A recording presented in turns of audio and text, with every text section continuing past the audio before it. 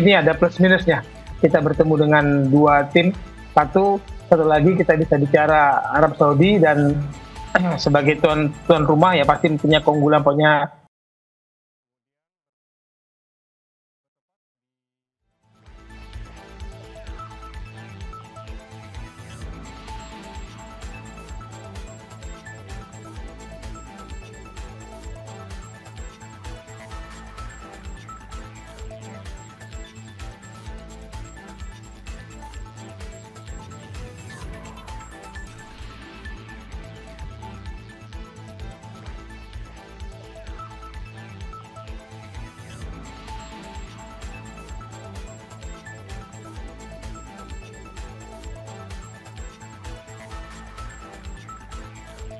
putaran 4 disebutkan bahwa di drawing putaran 4 kualifikasi Piala Dunia 2026 zona Asia ini digelar di AFC House Kuala Lumpur, Malaysia pada 17 Juli ataupun hari ini, di mana Indonesia berada satu grup dengan Arab Saudi dan juga Irak. Arab Saudi bertindak sebagai tuan rumah. Putaran 4 terdiri dari dua grup berisi 3 tim, di mana masing-masing bertemu sekali di venue terpusat. Dengan demikian, setiap tim hanya akan memainkan 2 laga yang berarti tidak ada ruang untuk kesalahan. Dan juga saudara, 2 juara grup akan lolos otomatis ke Piala Dunia, sementara 2 runner-up lanjut ke round 5. Dan pembagian grup kualifikasi Piala Dunia 2026 zona Asia putaran 4, diantaranya ada grup A terdiri dari Qatar, Uni Emirat Arab, dan Oman. Grup B ada Arab Saudi, Irak, dan juga Indonesia. Dan kita langsung tanyakan kepada Wesley Hutagalung, pengamat sepak bola. Bung Wesley, selamat sore. selamat sore Mas Yan. Bung Wesley, kita lihat bagaimana hasil dari pengundian dari putaran keempat kualifikasi Piala Dunia 2026. Anda melihatnya seperti apa? Indonesia berada di grup B bersama Arab Saudi dan juga Irak. Ada plus minusnya ya Mas Yan. Pertama, kita terhindar dari Qatar yang saat ini menjadi salah satu kekuatan yang membangun lah sepak bola di Asia dengan segala kekuatan kehebatan finansial mereka. Hanya kemudian sisi negatifnya kita bertemu dengan Irak yang sulit sekali kita kalahkan belakangan ini. Bahkan di putaran sebelumnya kan kita kalah juga home and away. Kita kalah 1-5 di Irak, dan kita kalah 0-2 di Indonesia sebagai tuan rumah. Jadi ini ada plus minusnya. Kita bertemu dengan 2 tim, satu lagi kita bisa bicara Arab Saudi dan sebagai tuan rumah ya pasti punya keunggulan, punya apa ya, saya bilang semangat lebih dan keuntungan sebagai penyelenggara dengan lapangan dan situasi dan udara cuacanya itu memang menjadi sebuah keuntungan bagi setiap tuan rumah. Kalau kita melihat kansnya begitu, Indonesia tentunya pernah dan juga berlaga baik kandang maupun tandang bersama Arab Saudi dan juga Irak begitu. Anda melihat kansnya seperti apa ke depan?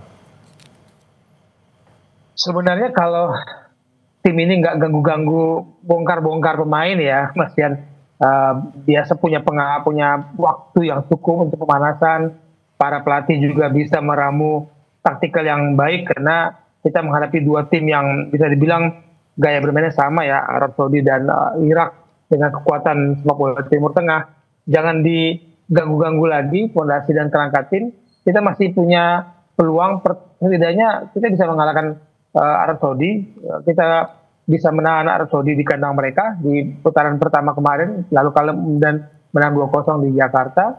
Ya persoalannya memang kita sulit menghadapi Irak, tapi Irak juga di grup sebelah kan juga nggak kuat-kuat banget gitu. Mereka bisa kalah juga oleh tim lain. Jadi harusnya dengan persiapan yang lebih matang, saya pikir ada peluang lah bagi kita. Paling tidak bagi saya adalah meraih peringkat runner-up kalau tidak bisa menjuarai grup.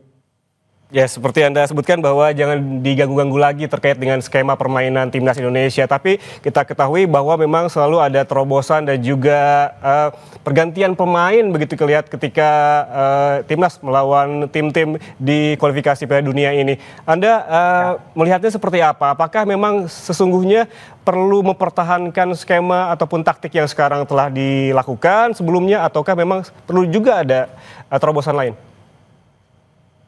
Setiap tambahan kekuatan adalah sebuah keuntungan ya Mas Yan. Tapi dalam sepak bola Anda harus punya kerangka tim dulu.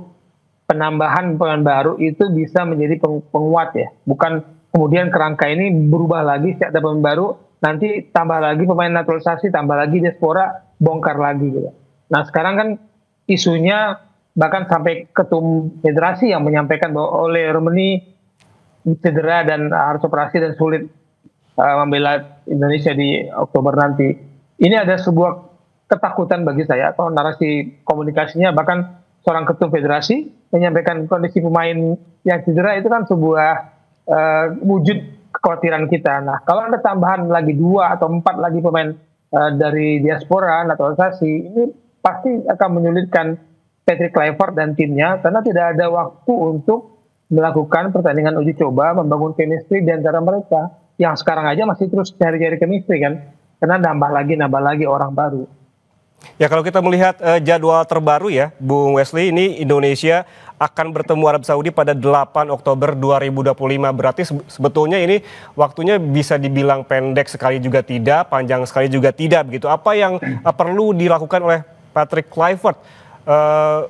Mengingat jarak waktunya pun begitu cukup bisa berlatih begitu atau dimaksimalkan? Iya, 8 Oktober adalah sebuah pertandingan yang pembuka melawan Arab Saudi.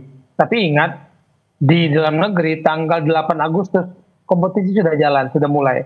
Semua pemain tim nasional akan membela klubnya masing-masing. Di Eropa sana juga sudah mulai.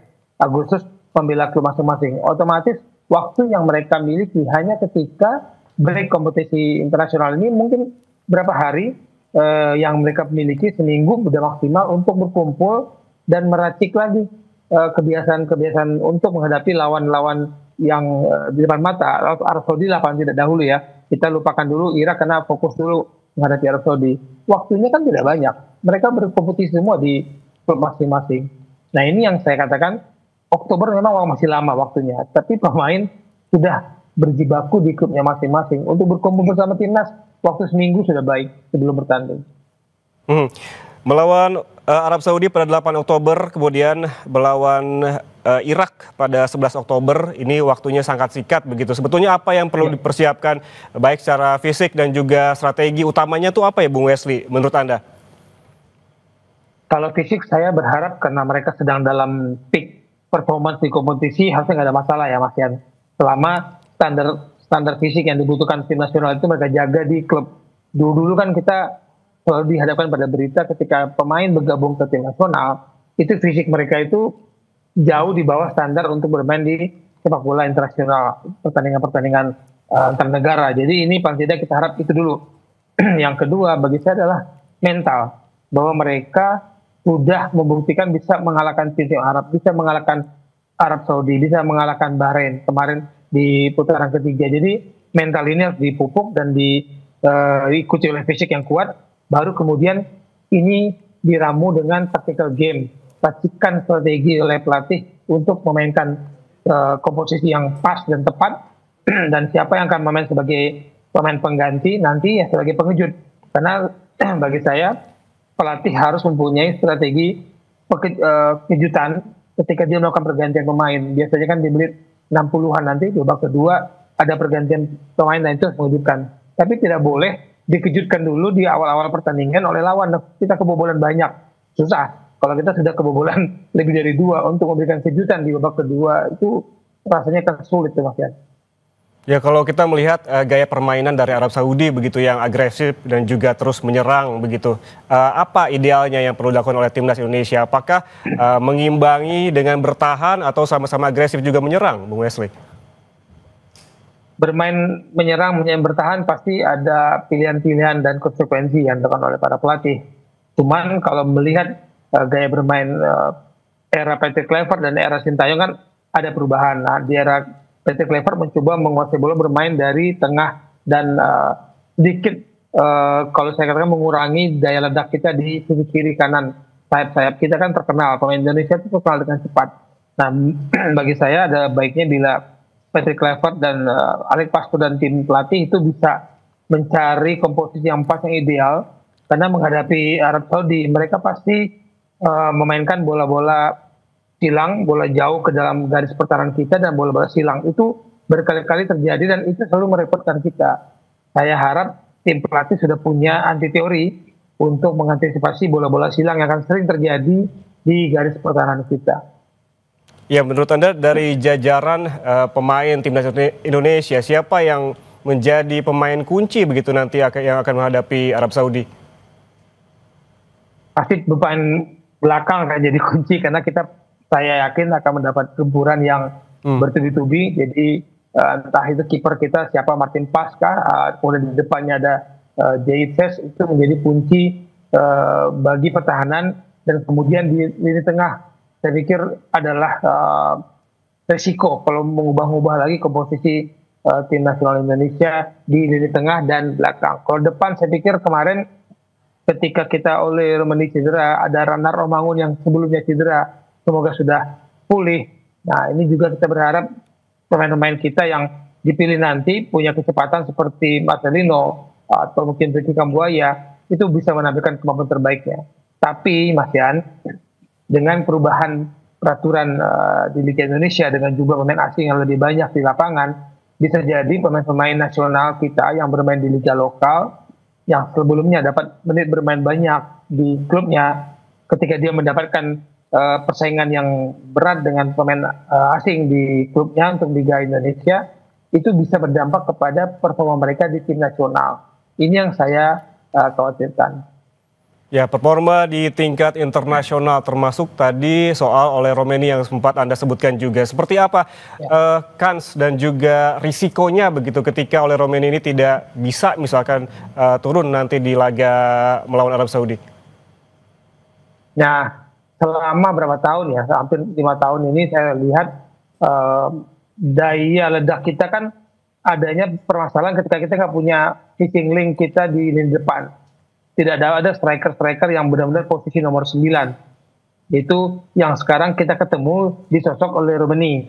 Nah, ketika oleh Romani cedera, harus ada lagi perubahan tactical game-nya. Apakah Ragnar yang bermain seperti itu, ataukah Rafael Struijk yang bermain sebagai pendamping, mungkin Marcelino jadi 3. Tapi saya yakin para pelatih sudah mempunyai komposisi yang plan B ya, ketika oleh Romani tidak bisa bermain. Kalau benar tidak bisa bermain. Oke, berarti apa yang perlu dilakukan ketika beberapa pemain timnas ini kemungkinan begitu tidak bisa turun di laga-laga selanjutnya. Pemain-pemain pengganti yang menurut Anda yang bisa menggantikan para pemain yang cedera ini siapa saja, Bung Wesley? Maka tadi di awal saya katakan saya berharap pemain kita yang berkompetisi di kompetisi domestik itu mendapat menit bermain yang banyak musim ini. Saya khawatir pemain seperti Ricky Kambuaya, siapa lagi ya pemain yang punya lokal bermain di liga kita, Egy, itu harus banyak bermain di kompetisi lokal, sehingga ketika dia bermain di strata internasional tinggi ini sudah panas mesinnya, Mas Yan, bukan sebagai penghuni penghangat bangku cadangan di klub, kemudian tiba-tiba timnas butuh, dia tidak panas mesinnya untuk berkompetisi di strata internasional seperti ini.